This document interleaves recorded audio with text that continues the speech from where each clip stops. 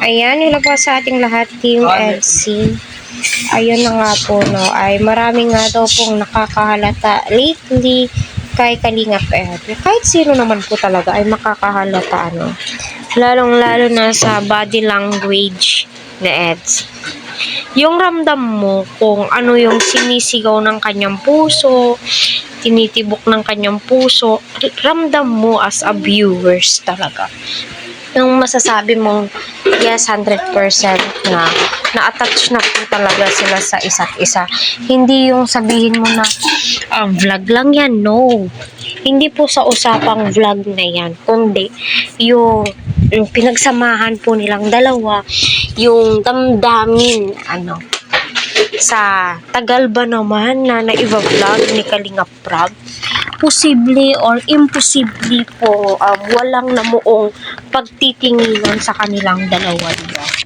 Correct me if I'm wrong na lang po mga ka-Team Edsy. Kasi sa totoo lang, tuwang-tuwa ako every time na binavlog ni Kalingap Prab ang Team Edsy. Yung tipong, yung excitement, kahit saan ka pumunta, kahit saan ka makibalita, no? Alam nyo, sila lang po yung laman ng usap-usapan sa ating reels, ang daming nagre-reels sa kanila, ang daming nagbibigay ng mga updates, ang dami po talaga, oh my God.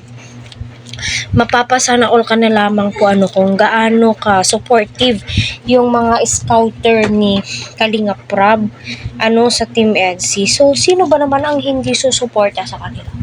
At ayun na nga po, no, tuwang-tuwa ang lahat ng mga supporters ngayon sa Team EDC. Dahil nga, sabi nga nila, no, bakit ang tagal daw pong sinagot ni Edu, ni Beyonce, yung tanong ni Edu sa kanya. Bakit hindi nga ba daw masagot-sagot ni Beyonce? So, malamang hindi pa po talaga ready. Siguro iniisip ni Beyonce yung mga mangyayari,